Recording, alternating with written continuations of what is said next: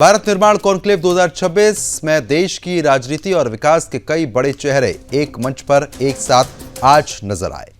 Sudarshan conclave में भारत सरकार के दिग्गज मंत्रियों ने शामिल होकर राष्ट्र निर्माण, विकास और सुशासन से जुड़े महत्वपूर्ण मुद्दों पर अपने विचार रखे। कार्यक्रम में केंद्रीय मंत्री CR पाटिल, किरण रिजिजू और हर्ष मल्होत्रा, नितिन गडकरी समेत कई प्रमुख हस्तियों ने भाग लिया। कॉन्क्लेव में भारत के भविष्य, विकास की रफ्तार, जन कल्याणकारी योजनाओं और आत्मनिर्भर भारत के संकल्प पर चर्चा हुई। मंत्रियों ने अपने अपने मंत्रालयों के विजन और सरकार की प्राथमिकताओं को देश के सामने रखा। सुदर्शन कॉन्क्लेव बना एक ऐसा मंच जहां नीति निर्धारकों ने भारत के विकास की दिशा और आने वाले वर्षों के रोड मैप पर अपनी बात रखी।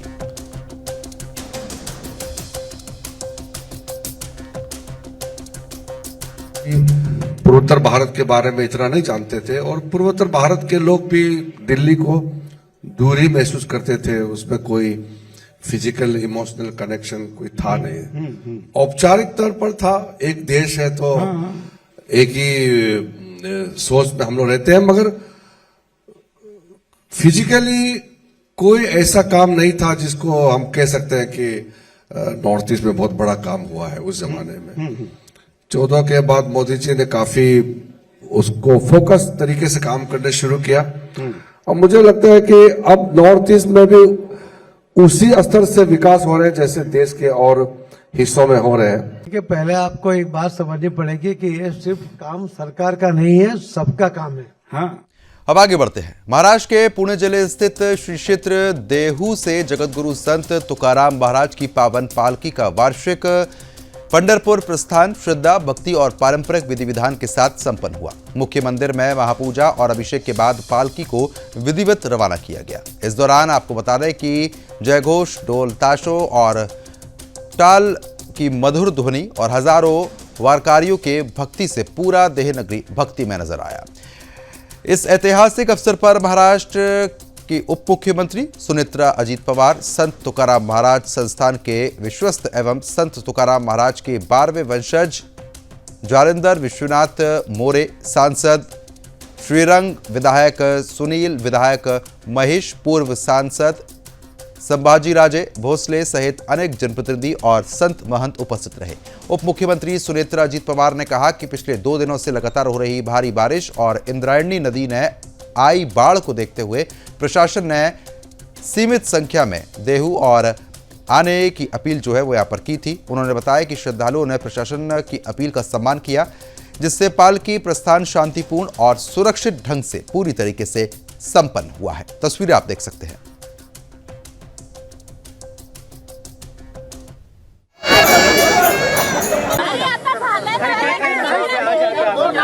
आज आप शामिल हुए हैं जगतगुरु तुकाराम महाराज जी के पालकी समारोह। आज अभी संत जगतगुरु तुकाराम महाराज की पालकी का प्रस्थान होने जा रहा है। उसके पहले हमने उनके पादुका की बहुत भक्तिभाव से पूजा करी है। अभी आप देख रहे हैं कि इस साल में बारिश की वजह से वारकरी लोग बहुत सारे कम आए हुए हैं। हमने वैसे प्रशासन ने बता दिया था उनको कि आप यहाँ मत आइए, आप पूना में ही उनके साथ शामिल हो जाइए। इसलिए आज अभी भी लेकिन अत्यंत उत्साहपूर्ण परिस्थिति में आप सब उसके लिए शामिल हो रहे हैं और अभी प्रस्थान भी होने जा रहा है। प्रस्थान हुआ है। मेरे साथ यहाँ पर मावल विधानसभा के सांसद है सर, लोकसभा के सांसद है सर। क्या बताएंगे, आज संत तुकाराम महाराज जी की पालकी का प्रस्थान हो रहा है। एक तरफ प्रस्थान चल रहा है, दूसरी तरफ बारिश का भी बहुत बड़ा बनाव यहाँ पर आया है, क्या बताएंगे? जगत गुरु संत तुकाराम महाराज की पालकी का 16 आज प्रस्थान हो रहा है। कल संत तुकाराम महाराज जी का पालकी 16 का प्रस्थान हो जाएगा। ये कृषि प्रधान देश है, बारिश तो चाहिए और यहाँ बारिश हो रही, लोग खुश हैं। बाढ़ भी आ रही, उस पर प्रशासन पूरी तरह से ख्याल रख रहे हैं। आज काफ़ी संख्या में, लाखों की संख्या में वारकरी यहाँ शामिल हुए और ये 16 करीबन हजारों सालों से चलते आ रहा है। मुझे खुशी है कि कई सालों से मैं शामिल हो रहा हूँ। कई जो गांव है उसमें पानी घुस चुका है आपकी लोकसभा क्षेत्र में, उनको रेस्क्यू किया जा रहा है। बहुत ही बड़े पैमाने पर बारिश हो रही है, उसको किस तरीके से देख रहे हैं? बारिश के वजह से जो नदी के किनारे रह रहे लोगों को दिक्कत आ रही, प्रशासन के तौर से पूरी तरह से ध्यान दे के उनको रेस्क्यू ऑपरेशन करके बाहर निकाल रहे और उनको सुरक्षित जगह पर रख रहे, पूरी तरह से ख्याल रखो। लोक प्रतिनिधि होने के नाते हम भी ख्याल रख रहे हैं उसका। दादा क्या बताएंगे, विधायक जी हैं, आप भी इस हर साल शामिल होते हैं, इस साल भी शामिल हुए। ये हमारी परंपरा है, महाराष्ट्र की बहुत बड़ी संस्कृति है और सभी भाविक आप देख रहे हो पूरे महाराष्ट्र से, पूरे भारत से, पूरे विश्व से यहाँ पे इस पालकी सोहळे में सहभागी हुए हैं। लेकिन बाढ़ का भी बहुत बड़ा संकट यहाँ पर आ चुका है। देखिए ये इस संकट से हमारे जगत गुरु तुकाराम महाराज, संत ज्ञानेश्वर महाराज इसमें से बाहर निकालेंगे। बिल्कुल, यहाँ पर आप देख सकते हैं विधायक हो या सांसद हो, सभी की प्रतिक्रिया आ रही है कि ये जो बाढ़ का जो संकट है उस संकट को लेकर जो है हमारी ये जो संतों की जो परंपरा है ये बिल्कुल भी खंडित नहीं होगी। कैमरा पर्सन विजय के साथ में दीपक चौहान, सुदर्शन न्यूज, देहू। संत श्रेष्ठ तुकाराम महाराज जी की पालकी का प्रस्थान आज श्री क्षेत्र देहू नगरी से पंढरपुर की ओर किया जा रहा है। मेरे साथ तुकाराम महाराज जी के वंशज हैं। महाराज जी क्या बताएंगे, एक तरफ इंद्रायणी को बाढ़ आ चुकी है, कई वारकरियों को यहाँ पर आह्वान किया गया कि इस यात्रा में कम संख्या में शामिल हो जाए, लेकिन आज जो है पालकी का प्रस्थान मुख्य मंदिर से किया जा रहा है, क्या बताएंगे इसको लेकर? जैसा भगवान कृष्ण का जन्म हुआ था उस तरह से जब यमुना बह आई थी भगवान को देखने, वैसे ही इंद्रिय आ गई है, जिसने इंद्रिय ने जगत गुरु तुकाराम की गाथा अपने खेत 14 दिन रखी थी और 14 के ऊपर जैसे आई, इसलिए वैसा वो भर के आई। लेकिन आज उनका प्रस्थान है संत तुकाराम महाराज का, और उस प्रस्थान की वजह से सब बारिश भी थोड़ा सा कम हो गए और भीड़ भाड़ की कुछ कम नहीं है, जितना है उतना भरपूर है। निश्चित किस तरीके से ये पालकी का प्रस्थान किया जाएगा, आज का पहला पड़ाव पालकी का कहाँ पर रहेगा और कल पालकी कितने बजे इस देहू नगरी से पंढरपुर की ओर निकलेगी? आज जगत गुरु तुकाराम महाराज का 341वां ये 16 पालकी 16 प्रस्थान है और वो 2 बजे स्टार्ट हो जाएगा। और आज उनका खुद का घर है, उस घर में रुकने वाली है, इनामदारवाड़ा में रुकेंगे। उसके बाद जो है उसके बाद कल जो निकलेगी तो 10 बजे निकलेगी। बिल्कुल, यहाँ पर जो है संत तुकाराम महाराज जी की जो पालकी है वो आज मुख्य मंदिर से निकलेगी और उनका जो आजूड़ जी ने कहा जाता है मुख्य जो वाड़ा है, जो उस वाड़ी इनामदार वाड़े में वो पालकी आज की जो पहला पड़ाव जो है वो वहाँ पर किया जाएगा और कल सुबह 10 बजे पालकी पंढरपुर की दिशा में प्रस्थान की जाएगी। ये पालकी समारोह में प्रशासन की ओर से और मंदिर प्रशासन की ओर से यहाँ पर भाविकों को अलर्ट भी किया गया था और आह्वान किया गया था कि यहाँ पर जो है कि ज़्यादा संख्या में ना आए, क्योंकि इंद्रायणी जैसी पवित्र गंगा में जो है वो बाढ़ की स्थिति निर्माण हो चुकी है। उसी आह्वान को यहाँ पर काफ़ी प्रतिसाद भी मिल रहा है। यहाँ पर कम संख्या में जितने भी जो मानकरी है वही यहाँ पर आ रहे हैं और आज 2 बजे यहाँ पर जो है राज्य की उप मुख्यमंत्री सुनीता पवार यहाँ पर उपस्थित रहेंगे और उनके हाथों से यहाँ पर जो है इस पालकी का प्रस्थान किया जाएगा। कैमरा पर्सन विजय के साथ में दीपक चौहान, सुदर्शन न्यूज, देहू। जगत गुरु तुकाराम महाराज जी की पालकी का मुख्य मंदिर से यहाँ पर विधिवत पूजा के बाद जो है यहाँ पर प्रस्थान हो चुका है। आप देख सकते हैं जगत गुरु तुकाराम महाराज जी की ये जो पालकी जो है ये मुख्य मंदिर से निकलकर अभी प्रदक्षिणा करके ये पालकी जो है इस पालकी का प्रस्थान हो चुका है। इस पालकी प्रस्थान के लिए राज्य के उप मुख्यमंत्री सुनीता पवार समेत कई लोक प्रतिनिधि जो हैं वो मौजूद थे। उनकी उपस्थिति में ये पालकी का यहाँ पर प्रस्थान हुआ है। आप देख सकते हैं ताल मृदंग के जय घोष में जो वारकरी जो है इस पालकी को मंदिर से प्रदक्षिणा करके जो है आज ये पालकी इसी देहू नगरी के ईमानदारवाड़ा में रुकेगी और कल का जो अगला पड़ाव जो है वो इसी देहू से लेकर जो है वो पंढरपुर की दिशा में होगा। क्योंकि आप देख सकते हैं बड़े भक्ति भाव से और यहाँ पर विट्ठल नाम घोष से जो है इस पालकी का जो है ये मुख्य मंदिर से जो प्रस्थान हुआ है और ये प्रस्थान होने के बाद ये जो पालकी है ये नगर प्रदक्षिणा करके आज का जो पड़ाव है वो इनामदार वाड़ा में होगा। और इस पालकी में इस साल जो है बाढ़ के वजह से भले ही वारकरियों की संख्या कम हो, लेकिन उत्साह बहुत ही इन वारकरियों में दिखाई दे रहा है। पूरे हरिनाम में यहाँ पर जो वारकरी हैं वो तल्लीन हो चुके हैं। आप देख सकते हैं माता भगिनी भी जो तुलसी वृंदावन लेकर जो है ज्ञानबा तुकाराम के नामघोष में जो है यहाँ पर भजन कर रहे हैं। और जगत गुरु तुकाराम महाराज जी की ये जो पालकी जो है, पालकी में जो पादुका रखे गए हैं वो पादुकाओं का दर्शन भी जो है यहाँ पर कर रहे हैं। बड़े भक्ति भाव से ये जो उत्साह जो है बड़े हर्ष उल्लास के साथ यहाँ पर जो है वो मनाया जा रहा है। क्योंकि आज वरुण राजा की जो कृपा दृष्टि है वो भी यहाँ पर कम हुई है, क्योंकि ये जो पिछले 2 दिन से जो है वो बहुत ही तेज बारिश होने के वजह से इंद्रायणी जैसी पवित्र गंगा जो है उसको बाढ़ आई थी। और सभी वारकरियों को यहाँ पर अपील की गई थी कि आप ज़्यादा संख्या में देहू नगरी में ना आए, क्योंकि सुरक्षा को लेकर जो है जो अलर्ट जारी किया गया था वारकरियों द्वारा पूरे तरीके से उस अलर्ट का पालन किया गया। और जितने भी जो मानकरी हैं वही पालकी को यहाँ से जो है प्रस्थान के लिए जो है वो यहीं पर मौजूद थे। क्योंकि ये जो उत्साह है हर साल की तरह जो है इस साल भी जो है बड़े हर्ष उल्लास के साथ जो है यहाँ पर श्री क्षेत्र देहू नगरी से आज जगत गुरु तुकाराम महाराज जी की पालकी का प्रस्थान हुआ है। कैमरा पर्सन विजय के साथ मैं दीपक चौहान, सुदर्शन न्यूज़, देहू। खबर हरियाणा के पंचकुला से है, जहां पर सेक्टर 26 में एक निजी कॉलेज की बेकाबू बस ने घरों के बाहर खड़ी कई गाड़ियों को टक्कर मार दी। इस हादसे में करीब 5 से 6 वाहन क्षतिग्रस्त हो गए। हालांकि राहत की बात यह रही कि इस घटना में किसी भी व्यक्ति के घायल होने या जनहानि की सूचना नहीं है। जानकारी के अनुसार मंगलवार सुबह सेक्टर 26 इलाके में निजी कॉलेज की बस अचानक अनियंत्रित हो गई। इसके बाद बस सड़क किनारे घरों के बाहर खड़ी गाड़ियों से टकरा गई। टक्कर इतनी तेज थी कि आसपास के लोग आवाज सुनकर अपने घरों से बाहर निकल आए। मौके पर लोगों की भीड़ जमा हो गई। हादसे के बाद बस चालक और स्थानीय लोगों के बीच काफी देर तक तीखी नोकझोंक हुई। स्थानीय लोगों ने चालक पर लापरवाही से वाहन चलाने का आरोप लगाया। वहीं गाड़ियों के मालिक अपने वाहनों को हुए नुकसान को लेकर नाराज दिखाई दिए हैं। हादसे में कई गाड़ियों को काफी नुकसान पहुंचा है। हालांकि समय रहते किसी बड़े नुकसान से बचाव हो गया है, क्योंकि घटना के दौरान कोई व्यक्ति इन वाहनों के पास मौजूद नहीं था। स्थिति को देखते हुए कुछ लोगों ने बीच बचाव कर चालक और स्थानीय लोगों के बीच विवाद को शांत कराया।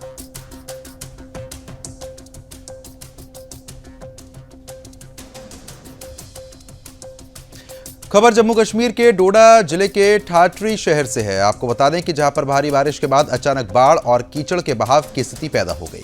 इस प्राकृतिक आपदा के कारण कई इलाकों में पानी के साथ मलबा और कीचड़ फैल गया, जिससे दर्जनों घरों, दुकानों, गाड़ियों और अन्य सार्वजनिक ढांचों को काफी नुकसान पहुंचा। जानकारी के अनुसार ठाठरी शहर में तेज बारिश के बाद अचानक बाढ़ जैसे हालात बन गए। बारिश का पानी अपने साथ भारी मात्रा में कीचड़ और मलबा लेकर आया, जो कई इलाकों में फैल गया। इस वजह से लोगों की संपत्तियों को नुकसान पहुंचा और कई वाहन भी इसकी चपेट में आ गए।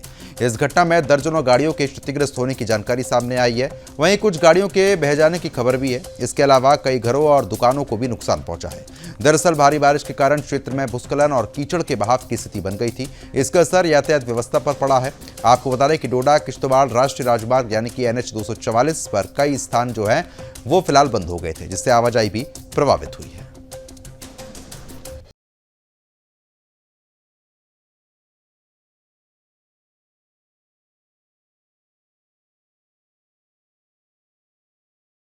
उत्तर प्रदेश के महर से है, जहां पर महर रीवा राष्ट्रीय राजमार्ग 30 पर हुए भीषण सड़क हादसे में एक ही परिवार के 5 लोगों की जान चली गई। इस हादसे में एक युवक गंभीर रूप से घायल हुआ है, जिसे उपचार के लिए जबलपुर रेफर कर दिया गया है। जानकारी के अनुसार ये दर्दनाक दुर्घटना सोमवार देर रात करीब 1 बजे नादन थाना क्षेत्र के ग्राम रीगरा के पास हुई। बताया जा रहा है कि तेज रफ्तार से चल रही XUV कार अनियंत्रित होकर सामने चल रहे ट्रक में जा टकराई।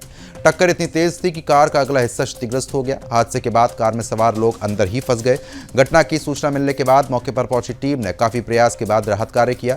बताया जा रहा है कि कार में सवार सभी लोग किसी रिश्तेदार के यहां जन्मदिन समारोह में शामिल होकर वापस लौट रहे थे, लेकिन रास्ते में हुए इस भीषण हादसे ने पूरे परिवार को गहरे दुख में डाल दिया। हादसे में जान गंवाने वालों की पहचान अंकुर पटेल, मृदुन पटेल, विशेष पटेल, हरिशंकर पटेल और एक अन्य परिजन के रूप में हुई है। फिलहाल सूचना मिलते ही पुलिस पहुंची और इस मामले में कार्रवाई लगातार चल रही है। ये सूचना है 112 नंबर के द्वारा प्राप्त हुई। मैं थाना अमरपाटन से रात्रि गश्त ड्यूटी में था। ये सूचना प्राप्त होने पर कि रिगरा पानी की टंकी के पास एक 4 पहिया वाहन ट्रक से टकरा गई है, जिसमें कई लोग घायल हैं।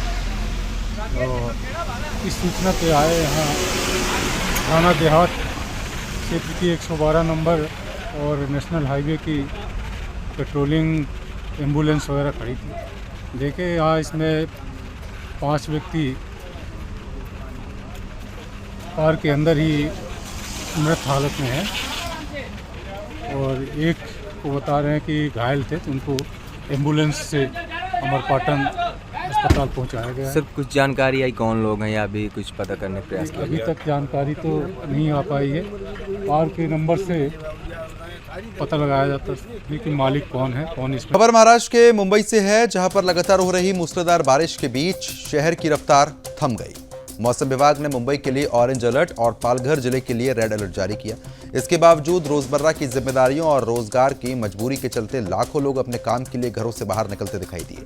पिछले 3 से 4 दिनों से लगातार हो रही बारिश ने मुंबई के जनजीवन को प्रभावित किया। कई इलाकों में बारिश का असर साफ तौर पर दिखाई दिया, लेकिन इस चुनौती के बीच भी मुंबई कर अपने काम और जिम्मेदारियों को पूरा करने के लिए लगातार आगे बढ़े। सुबह के समय में आपको बता दें कि विरार रेलवे स्टेशन पर यात्रियों की भारी भीड़ देखने को मिली। रेलवे प्लेटफॉर्म लोगों से पूरी तरीके से भरा नजर आया। हर व्यक्ति समय पर अपने दफ्तर और काम की जगह पहुंचने की कोशिश में दिखाई दिया। बारिश के कारण लोगों की परेशानी जरूर बढ़ी, लेकिन शहर की रोजमर्रा की गतिविधियां अभी भी जारी हैं। फिलहाल मौसम विभाग ने कहा कि आने वाले कुछ दिन में और इस तरीके की जो बरसात है वो मुंबई में देखने को मिलेगी।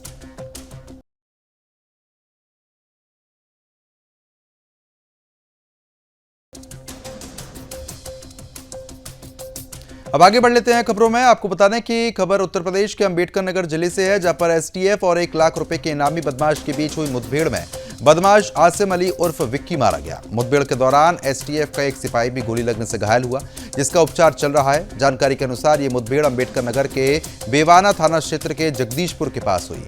यहां पर एसटीएफ की टीम और बदमाश आसिम अली उर्फ विक्की के बीच आमना सामना हुआ। मुठभेड़ के दौरान एसटीएफ की कार्रवाई में 1 लाख रुपए का इनामी बदमाश आसिम अली उर्फ विक्की ढेर हो गया। वहीं जवाबी कार्रवाई के दौरान एसटीएफ का एक सिपाही भी गोली लगने से घायल हुआ। घायल सिपाही का इलाज चल रहा है। बताया जा रहा है कि मुठभेड़ में मारा गया बदमाश आसिम अली उर्फ विक्की कानपुर नगर का रहने वाला था। पुलिस रिकॉर्ड के अनुसार उसके खिलाफ अलग अलग जनपदों में 2 दर्जन से अधिक मुकदमे दर्ज थे।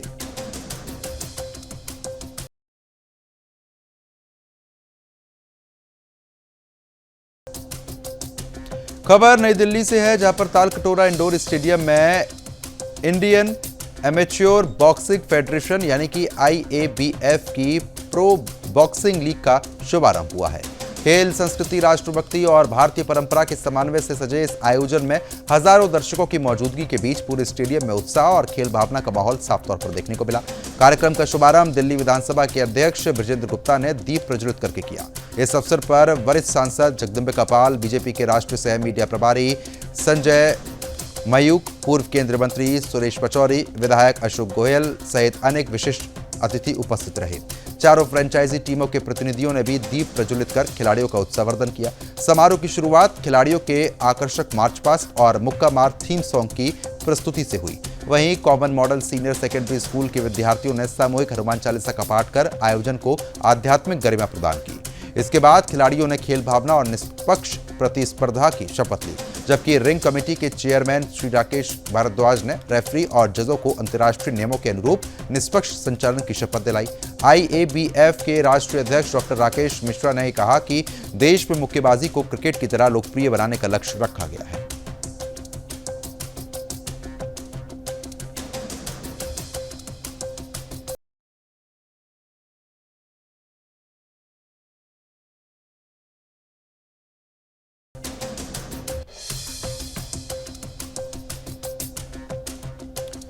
खबर राजस्थान के करौली जिले स्थित पांचना बांध से है, जहां पर मुख्यमंत्री भजनलाल शर्मा के निर्देश पर पांचना समझौते के तहत जल प्रवाह सफलतापूर्वक शुरू किया गया।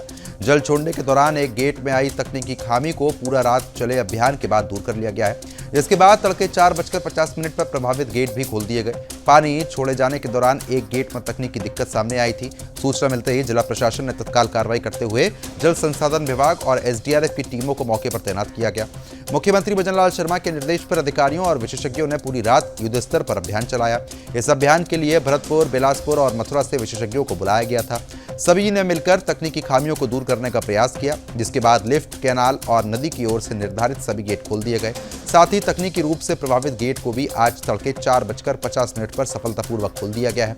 बताया जा रहा है कि इस अभियान के दौरान करीब 20 वर्षों से तकनीकी खामी के कारण बंद पड़े गेट भी खोल दिए गए हैं। मुख्यमंत्री भजन लाल शर्मा दिल्ली प्रवास के दौरान भी पूरे घटनाक्रम पर लगातार नजर बनाए रहे और अधिकारियों से समय समय पर जानकारी लेकर अभियान की प्रगति की समीक्षा करते रहे।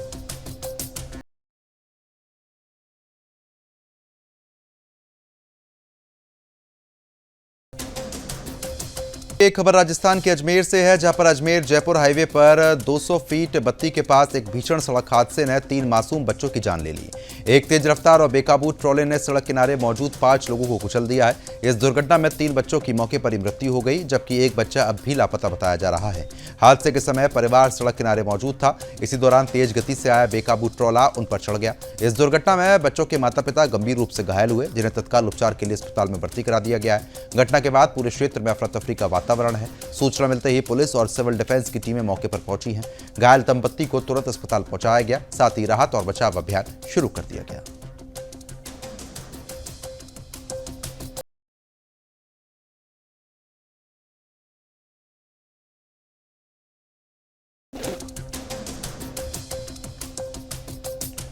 खबर जम्मू कश्मीर के कुपवाड़ा जिले के केरन सेक्टर से है, जहां पर सेना और अन्य सुरक्षा बलों ने संयुक्त अभियान चलाकर आतंकवादियों के एक ठिकाने का भांडाफोड़ किया। यह कार्रवाई विशेष खुफिया जानकारी के आधार पर चलाए गए सर्च ऑपरेशन के दौरान की गई। सुरक्षा बलों ने तलाशी अभियान के दौरान आतंकवादियों के ठिकानों से AK सीरीज की 5 राइफलें, 9 मैगजीन, 1 हैंड ग्रेनेड, भारी मात्रा में गोला बारूद और युद्ध में उपयोग होने वाले अन्य सामान बरामद किए।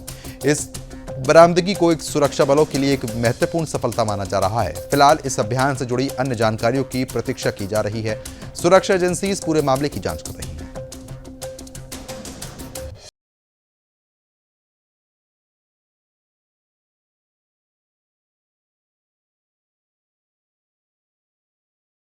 बागपत से है, जहां पर खेकड़ा थाना क्षेत्र में 4 चोरी की घटनाओं ने आपको बता दें कि पुलिस के लिए भी बड़ी चुनौती खड़ी कर दी थी, जिसके बाद पुलिस ने कार्रवाई की। पुलिस ने मुठभेड़ के बाद इसका पर्दाफाश किया। इस कार्रवाई में 2 बदमाश घायल हुए, जबकि कुल 5 आरोपियों को गिरफ्तार किया गया है। 7 जुलाई को पुलिस को सूचना मिली थी कि एक गिरोह थाना खेकड़ा क्षेत्र में बड़ी वारदात की तैयारी में घूम रहा है। सूचना के आधार पर पुलिस ने ईस्टर्न पेरिफेरल एक्सप्रेसवे के पास जांच अभियान चलाया। संदिग्ध लोगों को रोकने का प्रयास किया गया है। आपको बता दें कि टीम पर जानलेवा गोलीबारी जो है वो बदमाशों ने शुरू कर दी थी, जिसके बाद आत्मरक्षा में जवाबी कार्रवाई की गई, जिसमें नवीन उर्फ नीटू और हिमांशु तोमर घायल हो गए, जबकि 3 अन्य आरोपियों की घेराबंदी करके उसको पकड़ लिया गया। बता दें कि गिरफ्तार आरोपियों में फरमान निवासी गाजियाबाद, नवीन उर्फ नीटू निवासी मेरठ और हिमांशु तोमर निवासी गाजियाबाद शामिल बताए गए। घायल दोनों आरोपियों को अस्पताल में इलाज चल रहा है।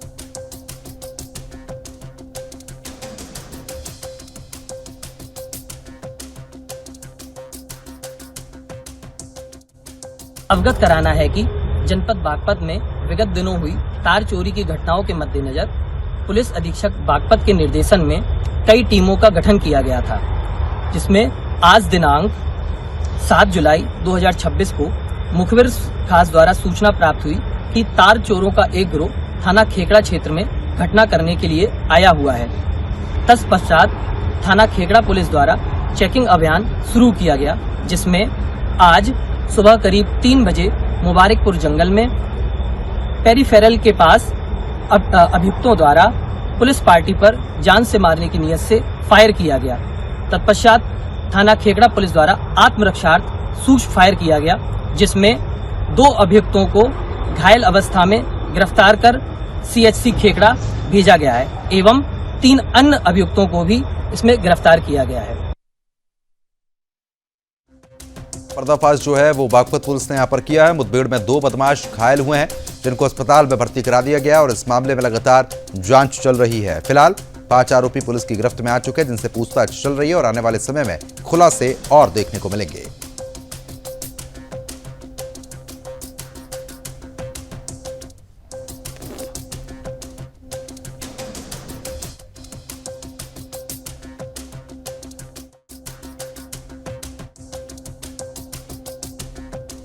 तो फिलहाल अभी के लिए सिर्फ इतना ही, लेकिन खबरों का सिलसिला जारी रहेगा। बने रहिए हमारे साथ। नमस्कार।